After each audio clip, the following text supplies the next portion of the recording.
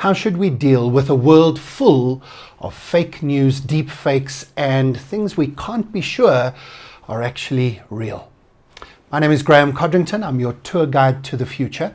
And this is ThrowForward Thursday. Last week, we had a look at the problem of deep fakes and fake news, and that it is now the reality of the world that we live in. We live in what I called a post-truth world, in which we can't believe not just things that people write or photographs which could easily be photoshopped, but we actually can't believe videos anymore. Did it really happen? Is it real, or is it AI? Who can tell?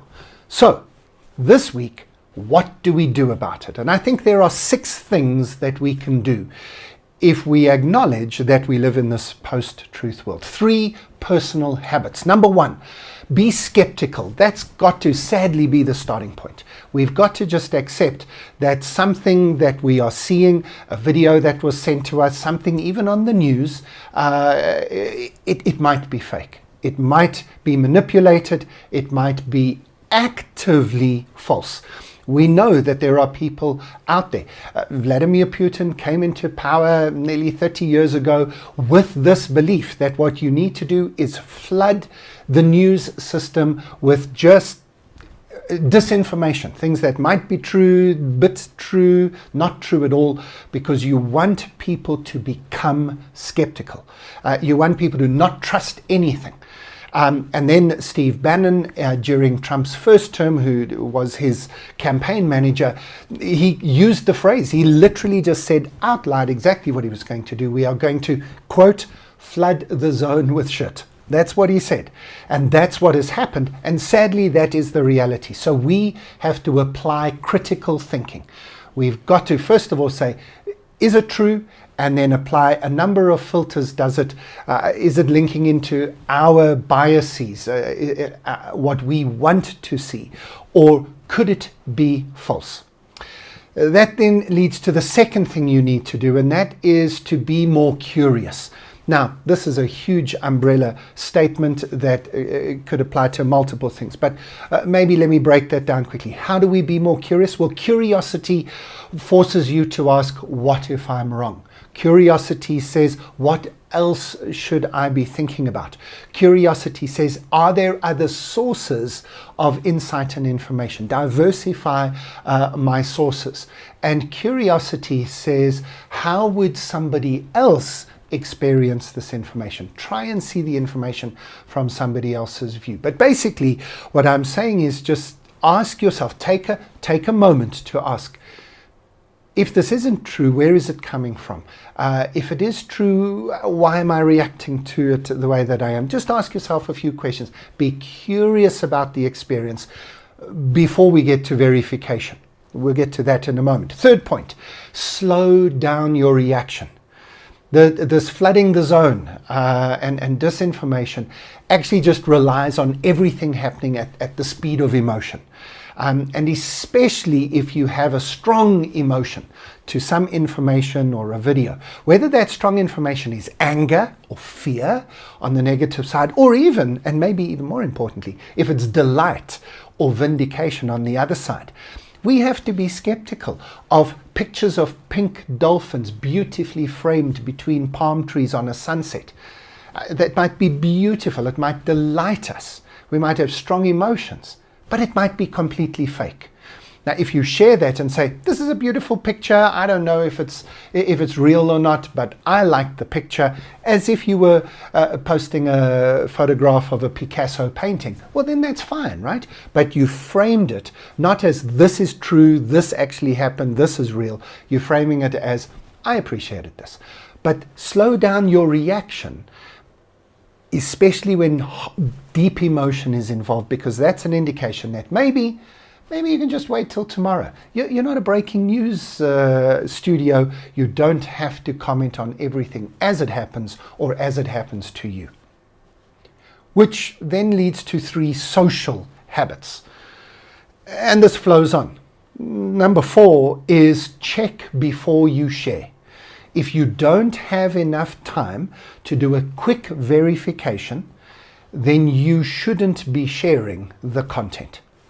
And I've put this in as a social habit because this is our contribution to each other. This is our contribution to society.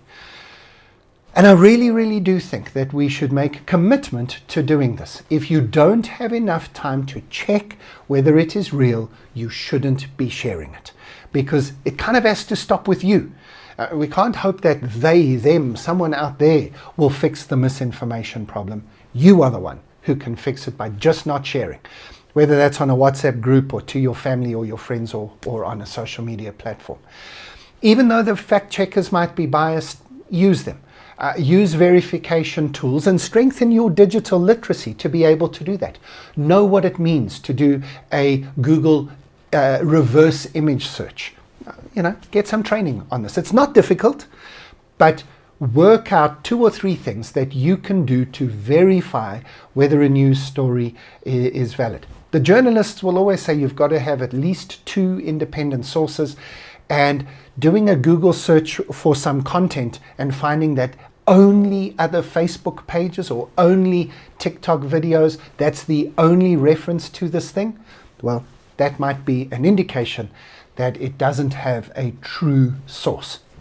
Check before you share and frame what you share when you share it. So say to people, I don't think this is real, but I enjoyed it. Or I haven't been able to verify this. No, if you haven't been able to verify it, don't share it. Right. 5th thing you can do as a social habit is to support journalists and people you trust with the truth. And by support, I mean give them money. We can get free news, we can get free information out there, we can sit on free social media platforms, and I'm not saying you should give all your money away to thousands of different places and sources and journalists, but pick a few.